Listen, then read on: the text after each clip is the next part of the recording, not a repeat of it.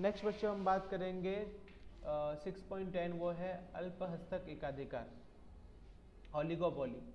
अल्पहस्तक एकाधिकार को अंग्रेजी में ओलिगोपोली कहते हैं। वास्तव में ग्रीक भाषा का शब्द ओलिगोस अर्थात अल्प और अथवा थोड़ा, और पोलेन मीन्स विक्रेता, इस दो शब्दों को मिलकर बना है।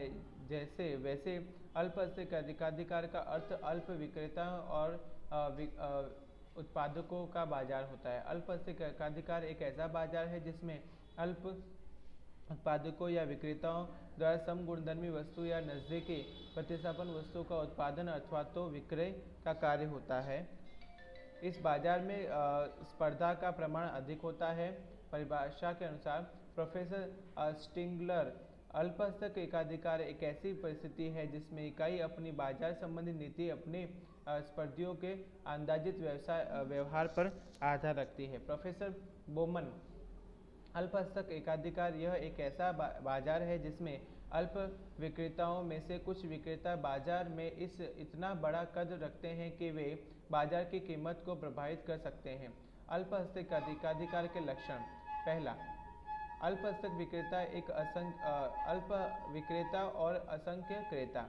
अल्पहस्तक एकाधिकार वाले बाजार में उत्पादन या विक्रेता अल्प संख्याओं में होते हैं। यहाँ पर इकाइयों की संख्या खूब मर्यादित होती है। सामान्य रूप से ऐसे बाजारों में इकाइयों की संख्या 2 से अधिक और 10 से 20 तक मर्यादित रहती है, जिसके कारण अल्प विक्रेता बाजार का एकाधिकारशाही प्रकार का नियंत्रण रखते हैं। इसलिए इस बाजार को अल्पहस्तक एकाधिकार के नाम से जाना जाता है। जब बाजार में क्रेता असंख्य होते हैं तो उनके व्यक्तिगत रूप से क्रेता का अस्तित्व खूब छोटा होता है, जिसके कारण क्रेता वस्तु की कीमत को प्रभावित नहीं कर सकते हैं। दूसरा, समगुणधर्मी या प्रतिस्थापन वस्तुएं। अल्पहस्तक एकाधिकार वाले बाजार में समगुणधर्मी अथवा तो नजदीकी प्रतिस्थापित वस्तुओं के उत्पादन एवं विक्रय किया जाता है। जब बाजार की इकाइयां समगुणधर्मी वस्तु का उत्पादन या विक्रय करती है तब बाजार को संपूर्ण अल्पहस्तक एकाधिकार कहते हैं। उदाहरण रूप से नमक, फूड ऑयल, चाय इत्यादि के विक्रेता जब बाजार की इकाइयां नजदीकी प्रतिस्थापन वस्तुओं का उत्पादन एवं विक्रय करती है तब बाजार को अपूर्ण अल्पहस्तक एकाधिकार वाला बाजार कहते हैं। उदाहरण के तौर पे कोल्ड ड्रिंक्स का बाजार, मोटरसाइकिल का बाजार इत्यादि। इकाइयों का प्रवेश। अल्पहस्तक एकाधिकार वाले बाजार में नई इकाइयों का प्रवेश अल्पहस्तक एकाधिकार के प्रकार के अनुसार मुक्त या प्रतिबंधित होता है। यदि बाजार में मुक्त अल्पहस्तक एकाधिकार प्रवर्तमान हो तो उस बाजार में नई इकाइयों का प्रवेश मुक्त होता है, और जब बाजार में प्रतिबंधित अल्पहस्तक एकाधिकार प्रवर्तमान हो तब बाजार में नई इकाई का प्रवेश प्रतिबंधित होता है।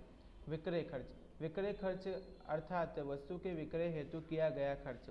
विक्रय खर्च में वस्तु का आकर्षक एवं उपयोगी पैकिंग, परिवहन खर्च, विक्रय खर्च, थोक और मूल्य फुटकर व्यापारी को चुकाई गई रकम, शोरूम एवं सेल्समैन के पीछे किया गया खर्च, विक्रय हेतु कीमत में दी गई छूट, इनाम, भेंट और सबसे महत्वपूर्ण विज्ञापन खर्च का समावेश होता है। अल्पहस्तक एकाधिकार में पूर्ण स्पर्धा खूब तेज होने के कारण विक्रय खर्च खूब उपयोगी होता है। इस बाजार में उत्पादकों का व्यापारियों की मर्यादा संख्याओं के बीच स्पर्धा होने के कारण उत्पादक का व्यापारी क्रेताओं ग्राहकों को आकर्षित करने के लिए व्यापारियों की मर्यादित संख्याओं के आकर्षित करने के उद्देश्य से विक्रय खर्च का उपयोग होता है। वास्तव में इस बाजार की वस्तुओं की एक निश्चित पहचान होने के कारण विक्रय खर्च खूब उपयोगी होता है। उदाहरण के तौर पर कार उत्पादक, टेलीविज़न उत्पादक इत्यादि की विविध प्रकार के विज्ञापनों का अस्तित्व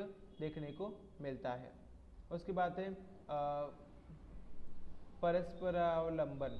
अल्पहस्तक एकाधिकार वाले बाजार में उत्पादक और विक्रेता अल्प संख्या में अर्थात कि खूब कम होते हैं। यहाँ पर उत्पादक या विक्रेता की संख्या अत्यंत कम होने के कारण वे एक दूसरे के बारे में जानकारी रख सकते हैं। जैसे कि कार उत्पादक, टेलीविज़न उत्पादक। इस बाजार में उत्पादकों को और विक्रेताओं जब वे उनकी प्रतिद्वंदी इकाइयों की वस्तुओं के बारे में और गुणवत्ता पर खूब गहराई से नज़र रखते हैं, जिसके कारण इकाई जब अपनी खुद की वस्तु की गुणवत्ता या कीमत के संदर्भ में निर्णय लेने के इच्छुक हो तब उन्हें उनके प्रतिद्वंदी के व्यवहार न पर अथवा दूसरे प्रकार के अवलंबित अधिकारी होना पड़ता है। फिर होता है कीमत स्थिरता, त्रुटक मांग रेखा। अल्पसंख्यक एकाधिकार में इकाइयों की संख्या अल्प होती है और इकाइयाँ परस्परावलंबी होती है, जिसके कारण यदि कोई एक इकाई अपनी वस्तु की कीमत घटा दे तो मांग में नियमानुसार अन्य इकाइयों की वस्तु की कीमत में भी तुलना में उस इकाई की वस्तु सस्ती होने से उस इकाई की वस्तु की मांग में वृद्धि विस्तार होता है। इसीलिए दूसरी प्रतिस्पर्धी इकाइयों की मांग में भी कमी संकुचन होता है। यदि स्पर्धियों इकाई में ऐसा न होने देना चाहते हैं तो उन्हें भी अनिवार्य रूप से अपनी वस्तु की कीमत घटानी पड़ सकती है। इसीलिए इस प्रकार की कीमत स्पर्धा के कारण वस्तु की कीमत किसी एक निम्न स्तर पर पहुंच जाती है, जहां से अधिक कीमत घटाना संभव नहीं होता। दूसरी तरफ कोई एक इकाई वस्तु की कीमत बढ़ाए तो उसकी वस्तु की मांग घटेगी, जिसका लाभ उनकी प्रतिस्पर्धी इकाइयों को होगा। इसलिए प्रतिस्पर्धी इकाइयां कीमत घटाने का तो अनुसरण करती है, परंतु कीमत बढ़ाने का अनुसरण नहीं करती, जिसके यश बाजार में वस्तु की कीमत किसी एक स्तर पर स्थिर जड़ हो जाती है और इस स्थिति के कारण इस बाजार में वस्तु की मांग रेखा खांचे वाली, मोड़ वाली बनती है। देखो ये मांग रेखा और इसके त्रुटक। तो बच्चों इसी के साथ हमारा चैप्टर जो है वो पूरा होता है। आपको इसका स्वाध्याय पूरा कंप्लीट करना है और जब स्कूल शुरू हो जाए, वैसे तो 10वीं और 12वीं के बच्चों की स्कूल शुरू हो गई है, तो आपके पास कोई बच्चे हैं तो उनको आपको इन्फॉर्म करना है। और 10वीं और 12वीं के वीडियो वो आपको ऑनलाइन नहीं मिलेंगे बिकॉज अब स्कूल शुरू हो गई है। तो आपको मिलते रहना है और पढ़ते रहना है। नेक्स्ट वीडियो में मिलता हूँ बच्चों आपसे। Bye bye.